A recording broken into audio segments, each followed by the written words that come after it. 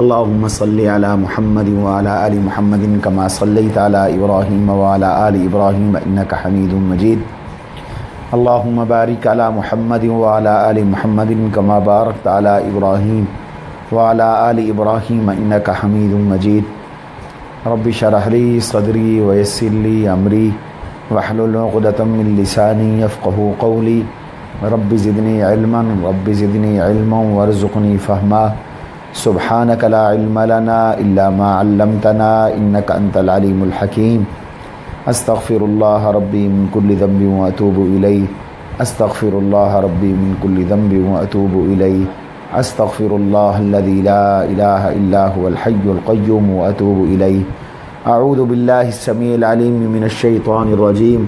بسم الله الرحمن الرحيم.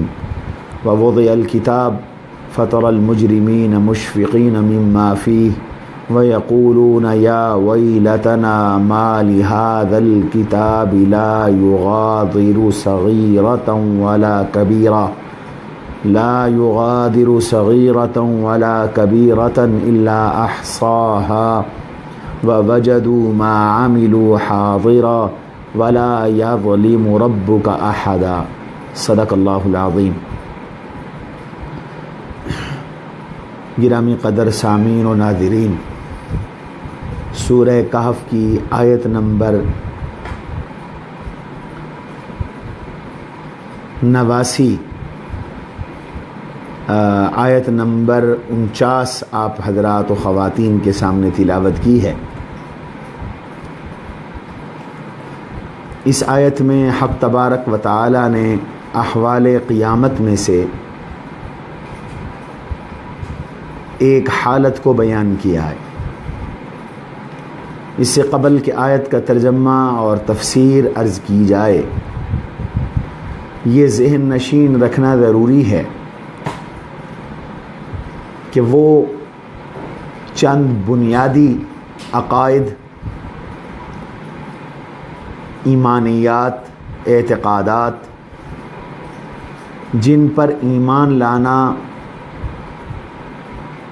ایک مسلمان کے لیے ضروری ہے، اسلام میں داخل ہونے کے لیے ضروری ہے، ان پہ ایمان لائے بغیر کوئی غیر مسلمان نہیں کہلا سکتا. اور اگر ان ضروریات دین میں سے کسی ایک پر ایمان نہ ہو تو کوئی مسلمان نہیں رہ سکتا. ان میں ایک بنیادی عقیدہ قیامت کا ہے، حشر اور نشر کا ہے، یوم الحساب کا ہے. ایسے بنیادی عقائد 3 ہیں. سب سے پہلا عقیدہ ہے توحید کا، اور یہ قرآن کریم کا بھی موضوع ہے. قرآن کریم میں سب سے زیادہ جو موضوع ڈسکس ہوا ہے وہ اللہ تبارک و تعالیٰ کی ذات پر ایمان، توحید اور شرک کی نفی کا ہے. توحید ایک ایسا عقیدہ ہے کہ جس کے بغیر کوئی انسان اللہ کو نہیں پا سکتا، دین کو نہیں پا سکتا، ایمان کو نہیں پا سکتا. 1,24,000 انبیاء علیہ السلام کا مشترکہ اثاثہ ہے، مشترکہ عقیدہ ہے، مشترکہ مرکز تبلیغ ہے، مرکز دعوت ہے. سب نبیوں نے توحید کو اپنایا، توحید کی تبلیغ کی، توحید کی تلقین کی، اللہ کی وحدانیت کو کھولا، بیان کیا، اور دنیا کو اللہ کی وحدانیت کے عقلی اور نقلی دلائل پیش فرمائے. اور توحید اللہ تبارک و تعالیٰ کی پہ ایمان لانا یہ ہر انسان کی فطرت سلیمہ کا تقاضا بھی ہے، اللہ کا حکم بھی ہے، اور قرآن کریم کا سب سے بڑا موضوع بھی ہے. دوسرا بڑا عقیدہ جو قرآن کریم میں اللہ نے ذکر فرمایا جس پہ ایمان لانا ضروری ہے وہ رسالت کا ہے. اور رسالت کا معنی یہ کہ تمام رسول برحق تھے، تمام نبی برحق تھے، لیکن ہمارے آپ کے آقا حضرت محمد الرسول اللہ صلی اللہ تعالیٰ علیہ وسلم اللہ تعالیٰ کے نبی برحق ہیں، رسول برحق ہیں، آپ کے بعد کوئی نبی نہیں، آپ کے بعد کوئی رسول نہیں، اور آپ معصوم عن الخطا ہیں، واجب الاطاعت ہیں۔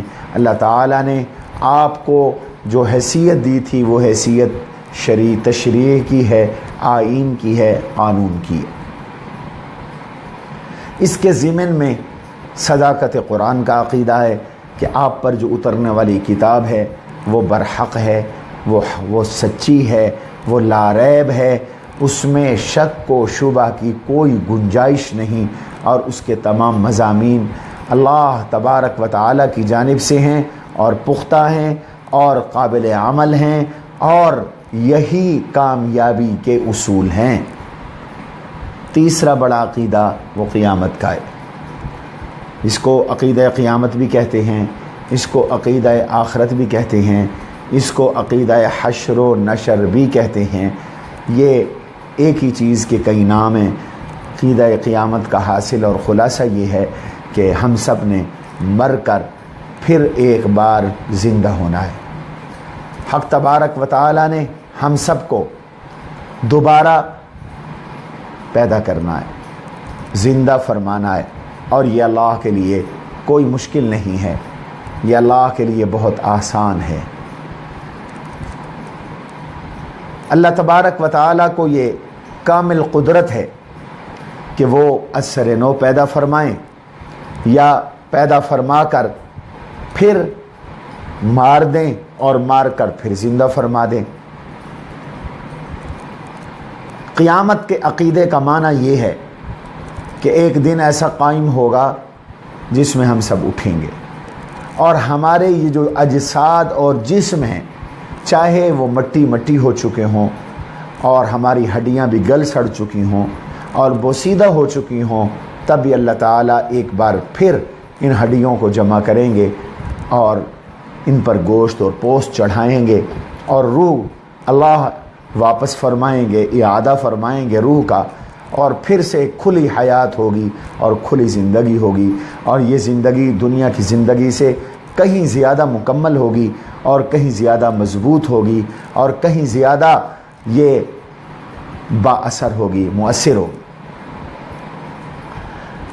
دنیا میں بہت سے لوگ قیامت کے منکر تھے اور ہیں، حتیٰ کہ قرآن کے جو پہلے مخاطب تھے مکہ کے لوگ، اہل عرب، ان میں بھی ایک بڑی جماعت ایسی تھی، ایک بڑا طبقہ ایسا تھا جو قیامت کو مستبعد سمجھتا تھا، امپاسبل سمجھتا تھا، ناممکن سمجھتا تھا، اور وہ انسانی عقل دوڑاتے تھے اور کہتے تھے کہ بھلا یہ کیسے ہو سکتا ہے کہ انسان مر کر پھر سے زندہ ہو، اور جو انسان مٹی ہو چکا ہو اور اس کی ہڈیاں بوسیدہ ہو چکی ہوں، وہ پھر سے کیسے زندہ ہو سکتا ہے، وہ پھر سے کیسے پیدا ہو سکتا ہے، وہ پھر سے کیسے بن سکتا ہے، اس کو دوبارہ حیات کیسے مل سکتی ہے، اس کو دوبارہ زندگی کیسے مل سکتی ہے۔ چنانچہ آپ قرآن کریم کا مطالعہ کریں تو قرآن کریم کی جتنی مکی صورتیں ہیں، ان تمام مکی صورتوں میں زیادہ تر آپ کو دو مضمون ملیں گے، یا اللہ کی وحدانیت کا مضمون ملے گا یا آپ کو قیامت کا مضمون ملے گا۔ چنانچہ تمام مکی صورتوں میں اللہ تعالیٰ نے عقلی دلائل کے ساتھ، نقلی دلائل کے ساتھ، اللہ تعالیٰ نے ایسے فطری دلائل پیش فرمائے جن سے ایک مسلمان کا، ایک انسان کو یہ یقین ہو جاتا ہے کہ واقعی مر کر پھر سے زندہ ہونا ہے۔ اور اللہ نے ان قیامت کے اس بات کے جو عقلی دلائل پیش کیے ہیں وہ ہر نوعیت کے ہیں، مختلف قسم کے ہیں۔ مثال کے طور پر اللہ نے ایک دلیل قرآن کریم میں یہ بھی پیش فرمائی کہ تم یہ سمجھتے ہو کہ انسان کا دوبارہ بنانا اللہ کے لیے مشکل ہے، حالانکہ حقیقت یہ ہے کہ جس اللہ کے لیے پہلی بار بنانا مشکل نہیں ہے، اس کے لیے دوسری بار بنانا بھی بطریق اولا مشکل نہیں ہے بلکہ آسان ہے۔ ہوا اہون علی، یہ اللہ پر آسان ہے۔ جو ذات پہلی بار پیدا کرتی ہے، جب کوئی نمونہ نہیں، کوئی ماڈل نہیں، کوئی مثال نہیں، تو وہ ذات دوبارہ تو بڑی بطریق اولا پیدا کر سکے گی، جبکہ پہلے سے ایک نمونہ بھی موجود ہے، اس کی شکل بھی موجود ہے، ایک صورت بھی موجود ہے۔ بلا قادرین علی ان نسوی بنانا، اللہ نے فرمایا ہمیں تو اس پہ بھی قدرت ہے کہ تمہاری انگلی کے جو پورے ہیں ہم ان کو بھی برابر کر دیں، ہم ان پوروں کو بھی ٹھیک کر دیں، ہم ان پوروں کو بھی اثر نو پیدا کر دیں۔ یہ انسان کے جو فنگر پرنٹ ہیں اور انگلیوں کے پوروں کے جو نشانات ہیں، یہ ملینز لوگوں میں، کھربوں لوگوں میں ایک انسان کے یہ فنگر پرنٹ دوسرے انسان سے میل نہیں کھاتے، دوسرے انسان سے نہیں ملتے۔ ہر انسان کے اپنے مستقل فنگر پرنٹ ہیں، فنگرز ہیں، انگلیوں کے نشانات ہیں، انگلیوں کے پورے ہیں۔ اور اللہ تبارک و تعالیٰ کی یہ بہت بڑی قدرت ہے، یہ اللہ کا علم ہے کہ وہ کبھی بھولا نہیں اور کبھی اسے اشتباہ نہیں ہوا، اور ایسا کبھی نہیں ہوا کہ ایک آدمی کی انگلیوں کے پرنٹ اور نشانات جو ایشیا میں رہتا ہے یورپ کے کسی آدمی سے ملتے ہوں، امریکہ کے کسی آدمی سے ملتے ہوں، افریقہ کے کسی آدمی سے ملتے ہوں، آسٹریلیا کے کسی آدمی سے ملتے ہوں، انگلینڈ کے کسی انسان سے ملتے ہوں، بلکہ کبھی ایسا ریکارڈ نہیں ہوا کہ فنگر پرنٹ ایک جیسے ہو جائیں۔ تو جیسے اللہ کو یہ قدرت ہے، اللہ فرماتے ہیں پھر یہ تمہارے نشان مٹ جائیں اور تم مٹی مٹی ہو جاؤ اور تمہارا ریزہ ریزہ ہو جائے اور تم ذرہ ذرہ ہو جاؤ، تو مجھے پھر بھی یہ قادر ہے کہ میں تمہیں دوبارہ، مجھے یہ قدرت ہے کہ میں تمہیں دوبارہ بناؤں اور تمہارے یہ فنگر اور تمہارے انگلیوں کے یہ نشانات میں اثر نو ٹھیک کر دوں، اثر نو بنا دوں۔ اور یہ عقلی بات ہے کہ جو ذات پہلی بار ایک چیز کو بنا سکتی ہے تو وہ بگاڑ کر دوسری بار بھی بنا سکتی ہے۔ مشکل تو پہلی بار بنانا ہوتا ہے جب کوئی آئیڈیا نہیں ہوتا، جب کوئی ماڈل نہیں ہوتا، جب پہلے سے کوئی نمونہ موجود نہیں ہوتا، اور جب یہ سب کچھ ہو جائے تو پھر بڑا آسان ہے۔ اللہ تعالیٰ نے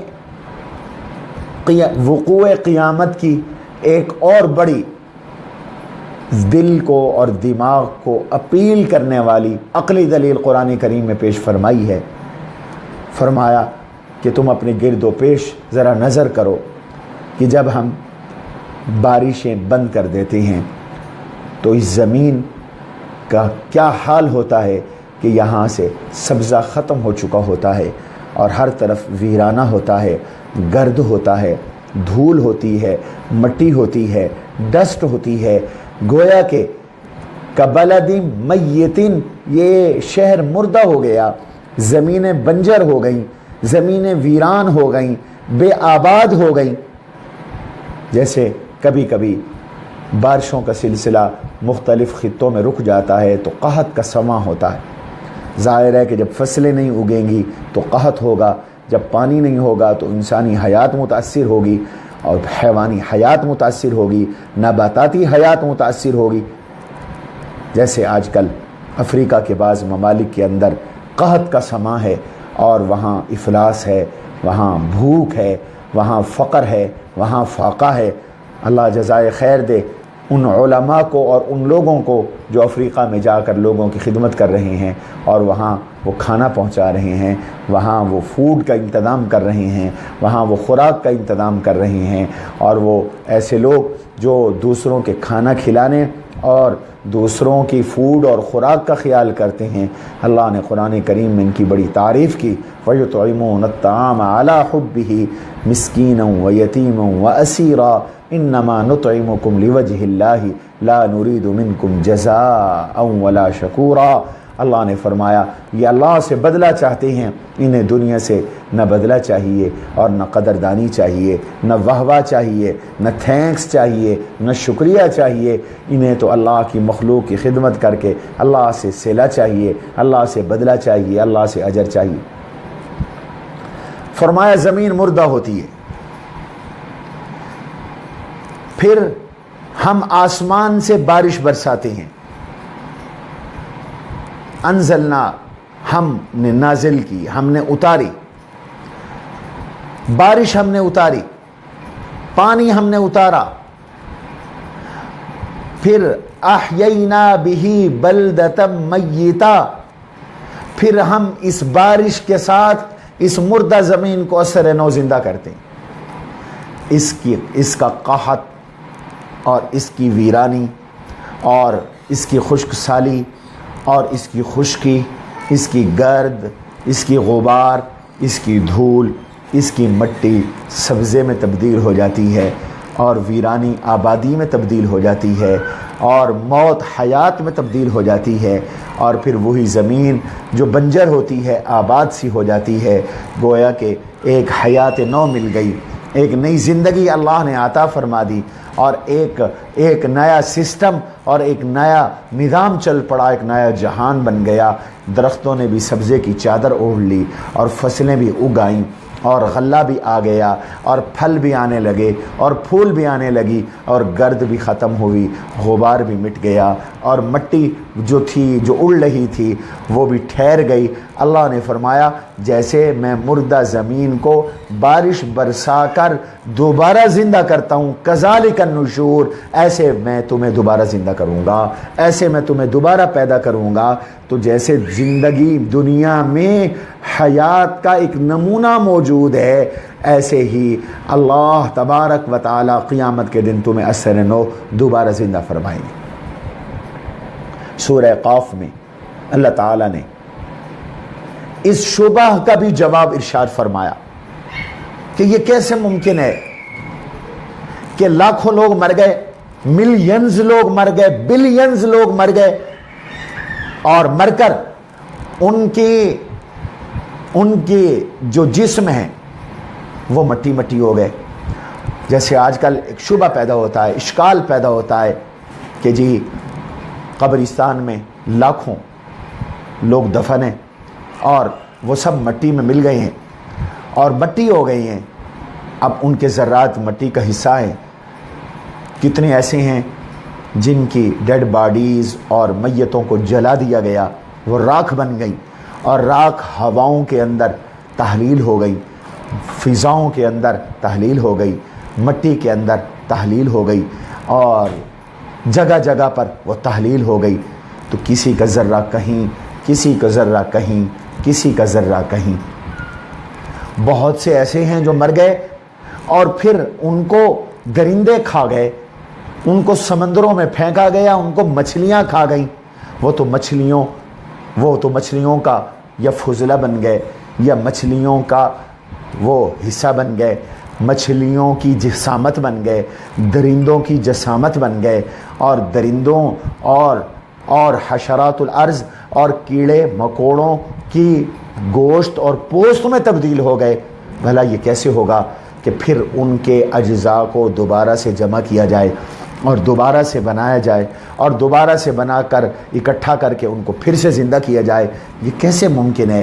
تو سورہ قاف میں مشرکین مکہ اور منکرین قیامت کے اس سوال کا بھی اللہ نے بڑا خوب جواب دیا، اور اس جواب کا حاصل اور اس جواب کا خلاصہ یہ ہے کہ دیکھو،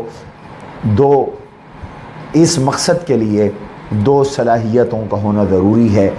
وہ صلاحیتیں اگر ذات باری میں موجود ہیں تو پھر یہ کام کوئی مشکل نہیں ہے. اگر وہ دو صلاحیتیں نہیں ہیں تو پھر یہ اعتراض ہو سکتا ہے. اور حقیقت تو یہ ہے کہ اللہ کے اندر ایسی صلاحیتیں موجود ہیں کہ جن سے یہ سب ناممکن ممکن بن جاتا ہے. اور اس کام کے لیے پہلی صلاحیت وہ ہے کامل علم.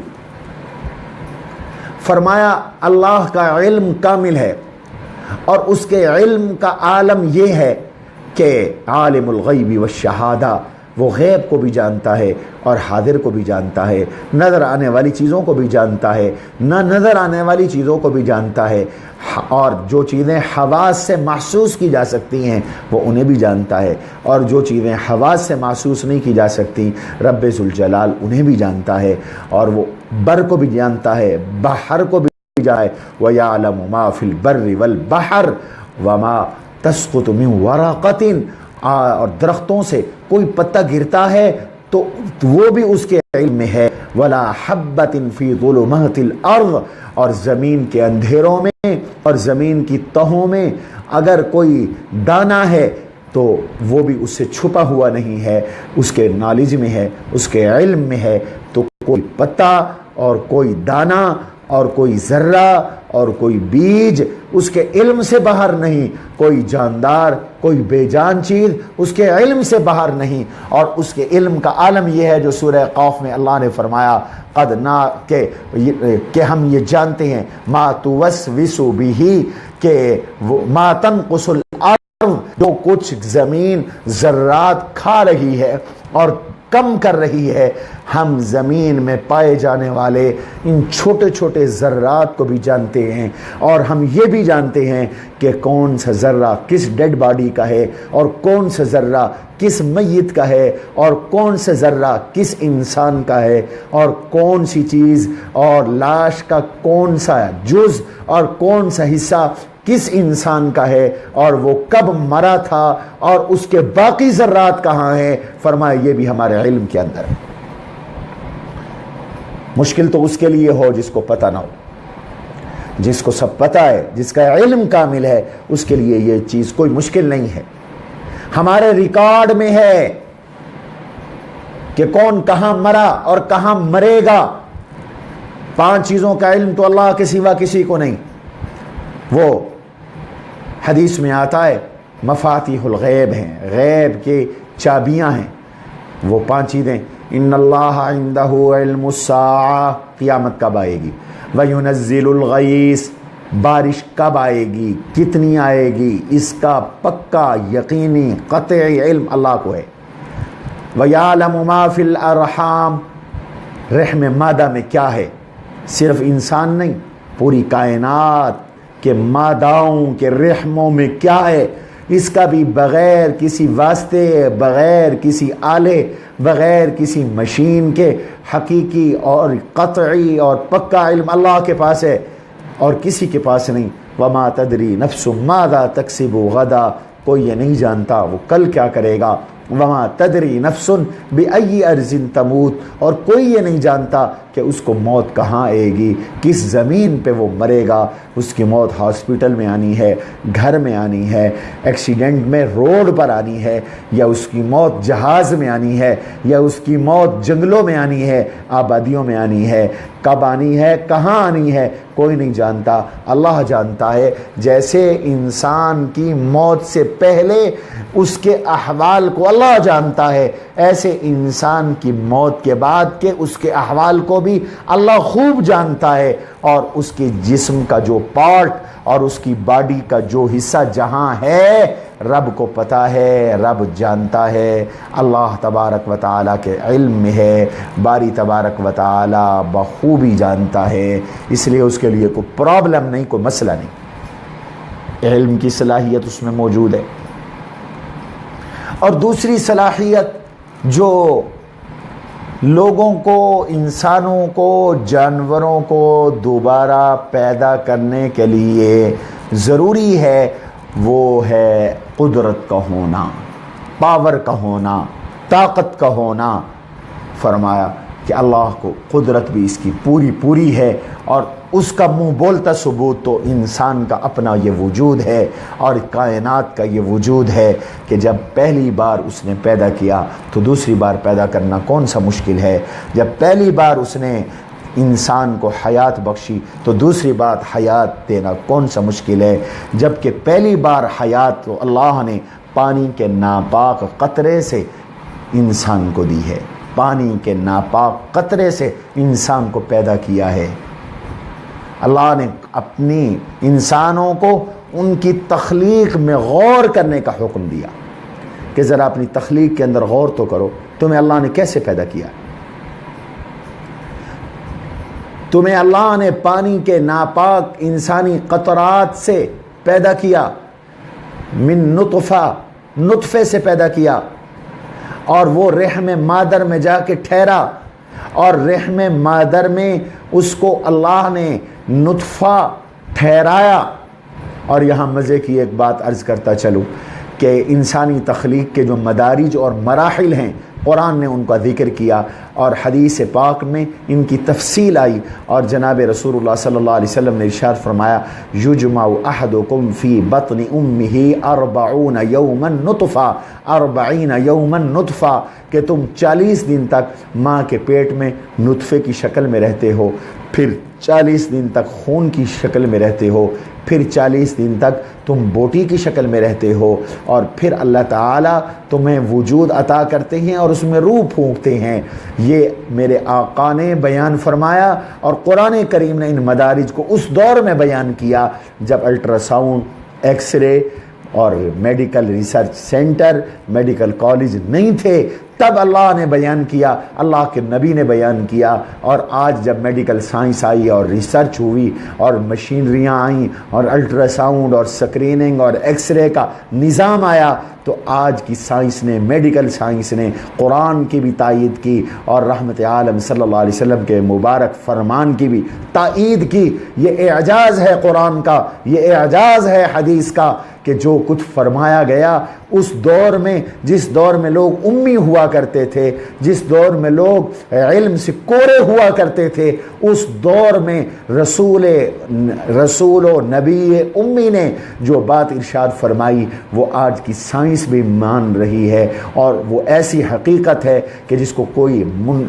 کوئی ٹھکرا نہیں سکتا، مسترد نہیں کر سکتا۔ تو جب اللہ تعالیٰ نطفے سے ایک مکمل خوبصورت انسان پیدا کر سکتے ہیں، تو بنے ہوئے انسان کو اللہ تبارک و تعالی توڑ کر، بنی ہوئی چیز کو توڑ کر اس کو ریزہ ریزہ کر کے دوبارہ پیدا کریں، یہ ان کے لیے کون سی مشکل بات ہے؟ یہ ان کے لیے آسان ہے۔ اس لیے انسانی عقل اپیل کرتا ہے کہ اللہ تبارک و تعالی دوبارہ انسان کو پیدا فرمائیں گے۔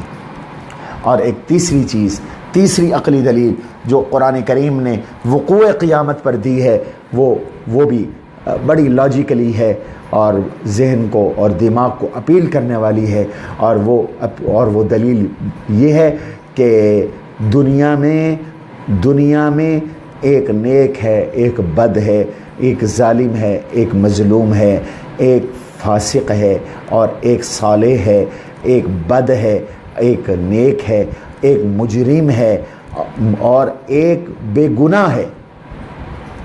اور دنیا کے سسٹم اور نظام میں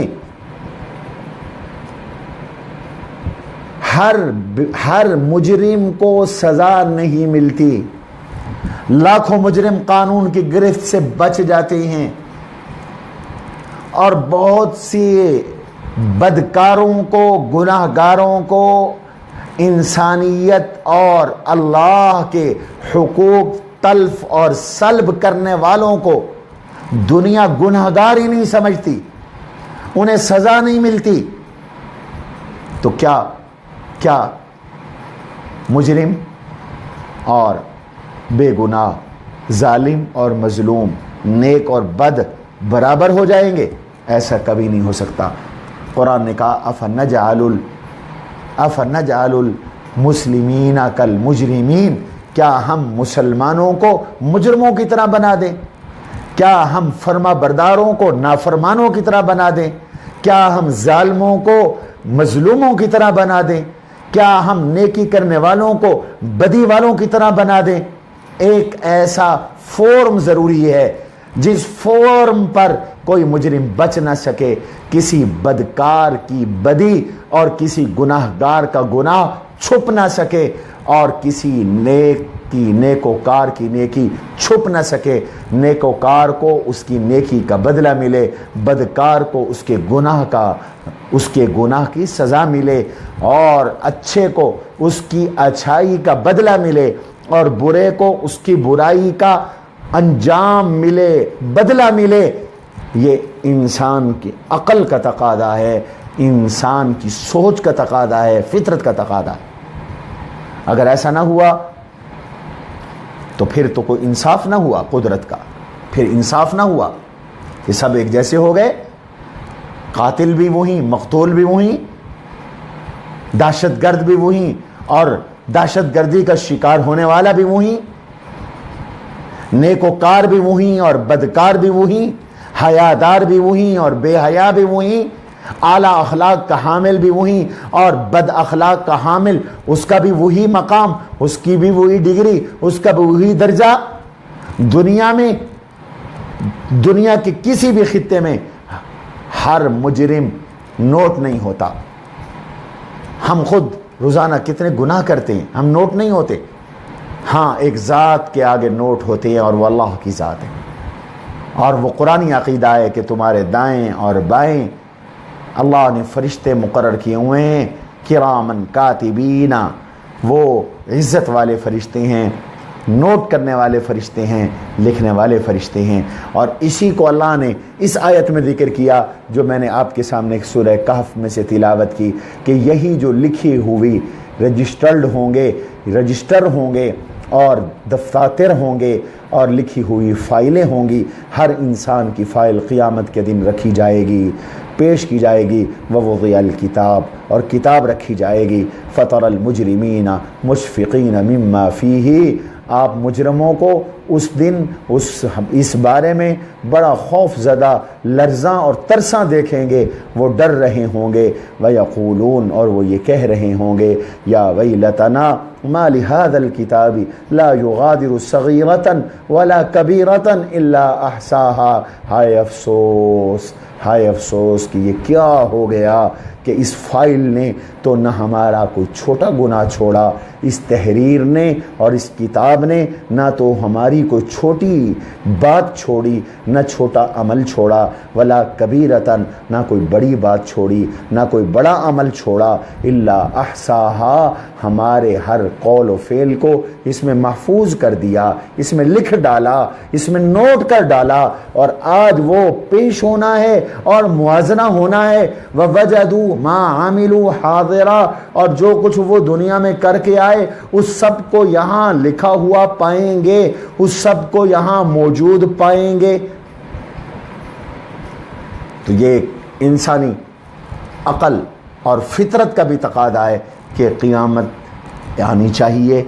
एक दिन एक फ़ोरम ऐसा होना चाहिए जहाँ मुजरिम को जुर्म की सज़ा मिले और जहाँ नेक को नेकी का बदला मिले, जहाँ अज़ाब भी हो, जहाँ सवाब भी हो, जहाँ सिला और बदला भी हो, अच्छा अंजाम भी हो, जहाँ पकड़ आदाब और बुरा अंजाम भी हो। और वो क़ियामत का दिन है। तो इसलिए उम्मत मुस्लिमा के अक़ाइद में से है कि क़ियामत बरहक़ है और हम सबको मर कर उठना है और अल्लाह के सामने पेश होना है। और वहाँ के क्या अहवाल होंगे ये भी कुरान ने बयान किए, और वहाँ के क्या अहवाल होंगे इसकी तफसील जनाब रसूलुल्लाह सल्लल्लाहु अलैहि वसल्लम ने इरशाद फरमाई।